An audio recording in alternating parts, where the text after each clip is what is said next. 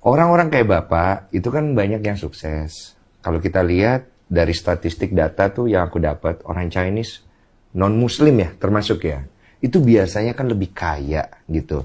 Sedangkan yang pribumi, maaf, mereka nih tidak banyak. Aku melihat itu kekurangannya dari sisi mana ya Pak ya? Maksudnya dari pola didik kah, dari cara apakah? Kalau Bapak ngelihatnya dari sisi mana? Gini, dulu sebenarnya ada kesalahan dari pemerintah di zaman Orde Baru. Bahwa semua orang-orang Tionghoa tidak boleh terlibat di dalam politik, terus tidak boleh ikut sekolah di sekolah negeri, terus tidak boleh masuk polisi atau tentara, semua. Dan pegawai negeri nggak boleh lah, dibatasi. Kalaupun ada minor sekali, itu ada aturan seperti itu. Zaman dulu nih? Zaman tahun 65 ke sini. Oke. Ya. Sampai 98. Iya. Jadi memang ada aturan begitu. Sehingga si orang-orang Tionghoa ini tidak mempunyai kesempatan untuk jadi pegawai negeri, atau polisi, atau tentara. Sehingga mereka akhirnya bergerak di bidang usaha. Iya. Sekolah pun sekolah swasta. Iya. Jarang sekali yang bisa mendapat kesempatan di negeri. Begitu tahu, oh ini WNI keturunan, pasti susah. Kecuali dia dekat dengan pejabat. Berarti untung dong. Yang orang pribumi lah maksudnya. Lebih untung kan? Ya, sehingga sektor bisnis tidak ditangani dengan baik. Akhirnya orang-orang Tionghoa yang mendapatkan peran di sektor bisnis. Dia kan tidak boleh jadi pegawai negeri. Loh, kebijakan yang dibuat dulu itu kan sebenarnya untuk membantu orang pribumi kita, orang lokal kita gitu kan. Tapi malah dimanfaatkan sama yang Chinese jadi lebih untung gitu. Gini, ada teori Alibaba, tahu nggak? Belum Pak. Nah, belum, Pak. Ini bukan Alibabanya yang di Cina, Bukan, ya, Jack Ma, Iya, bukan. bukan. Dulu pemerintah di zaman Orde Baru membuat satu peraturan bahwa pribumi, perusahaan pribumi akan diberikan prioritas. Iya. Ya, Iya. bekerja. Iya. Semua. Sehingga akhirnya banyaklah yang minta izin kehutanan, konsesi kayu, pribumi. Namanya Ahmad misalnya, atau Ali. Iya.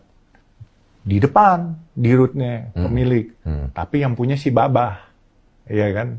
Jadi Alibaba nih. Jadi misalnya, yang punya Ahmad, nggak tahu nih, Koseng yang pemiliknya gitu. Itu di depan doang dia. Jadi mungkin dikasih 10%. Kalau ada juragan yang baik dikasih 10%. Bahkan kalau enggak, dia pakai supirnya atau pegawainya. Ahmad, kita bikin perusahaan ya katanya. Bikin. Terus minta konsesi kayu. Dulu belum ada tambang, Pak. Iya, Pak, Bang. Ya kan, supplier juga masuk. Ke kepolisian kemana. Kan harusnya kan UMKM pribumi. Jadi ya Alibaba, Pak. Ali yang nongol, Baba yang punya. Paham. Nah, ini. Kenapa si Ali tidak menjadi Baba? Nah, karena si Ali lebih senang hari itu jadi pegawai negeri. Sehingga, atau jadi pegawai dan dia tidak punya kesempatan untuk bisnis. Dia juga tidak mengerti. Makanya dulu ada mau transfer. Kenapa dibilang si Ali dikasih, si Baba di belakang, dulu seolah-olah mau dikawinkan oleh pemerintah sehingga bisa transfer teknologi bisnisnya supaya si Ali bisa jadi pinter. Tetapi kadangkala si Ali ini cepat puas. Dia dikasih 10 puas cuannya. Kalau si Baba dikasih 10 nggak puas, gue mau 100. Udah dapat 100, gue mau 1000. 1000, gue mau 10.000.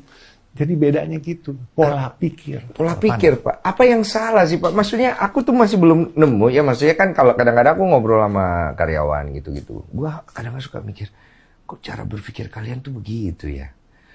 Kita kesampingkan lah cari makan, semua juga cari makan, ya kan? Ibaratnya, kita mau buat survive semua juga mau bertahan hidup, oke. Tapi apa sih inti dari kehidupan yang ingin kita capai kan? Nah ini kok kayaknya banyak yang nggak nyampe berpikir sejauh itu gitu loh Pak. Apakah pola didik, apakah apa budaya kita, permasalahannya ada di mana? Kita kasih edukasi, orang banyakkan komen dari sisi yang itu dia begini, itu begitu, bukan diambil baiknya, tapi malah dia yang dilihat buruknya. Pola didik, pendidikan umum, pendidikan agama ini mempengaruhi Pak. Karena di agama kami, terutama saya Islam, itu diajarkan bahwa kita syukuri aja apa yang kita udah dapat. Benar. Ya, kita syukuri Itu memang. benar. Tapi kita lupa bahwa juga di situ di Islam diajarkan bahwa jadi orang beragama harus kaya. Oke. Kalau kaya bukan berarti mensyukuri yang sudah dapat terus stop. Menikmati yang sudah dapat saja gitu. Iya, iya. Nggak boleh. Iya. Nah, kebanyakan teman-teman kita, begitu dia berasa dia sudah achieve di pada targetnya, misalnya, oh target gue kepengen punya rumah, gue kepengen punya mobil, terus gue kepengen punya tabungan. Udah, dia stop. Dia mulai bermalas-malasan. Dia lupa nih, nanti anak makin gede, sekolah makin mahal. Ntar ada anak yang kakinya patah, tabrakan juga. Dan terus kan tingkat inflasi juga setiap tahun kan pasti berubah. Nah, sehingga biasanya mereka kalah. Nah, sedangkan si Tionghoa ini selalu diajarkan pola hidup hemat dan selalu uber cuan terus karena mempersiapkan diri kalau nanti keadaan susah, keadaan sakit, keadaan anak mau sekolah, keadaan hari tua. Nah, di orang Tionghoa itu selalu ada diajarkan, lu nggak boleh lebih miskin dari anak-anak lu. Itu kami diajarkan. Karena wibawa lu nggak akan ada nanti kalau lu sampai minta duit dari anak lu. Ini nilai prinsip Tionghoa nih. Iya.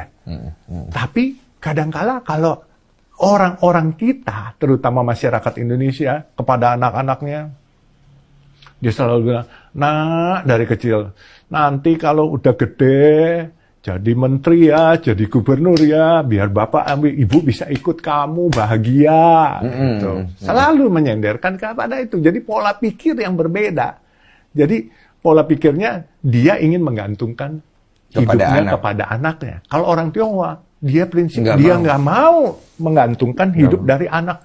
Itu yang aku bingung, nggak mau dia. Ya, jadi, Mama juga nggak mau. Jadi itu berasa terhina sekali kalau orang tua, ya kalau saya kemarin kepada putra saya Faisal, saya masih bilang, kamu ingat ya, jangan sampai nanti kamu nggak bisa kerja, walaupun kamu ada kekayaan, anak kamu pasti tidak hormat sama kamu. Ya kan? Walaupun kamu ada duit. Tapi jangan sampai pernah anak kamu lebih pintar atau kamu minta duit, dia lebih kaya daripada kamu. Ya, soal lebih kaya sih boleh, tapi kamu jangan pernah minta duit dari dia.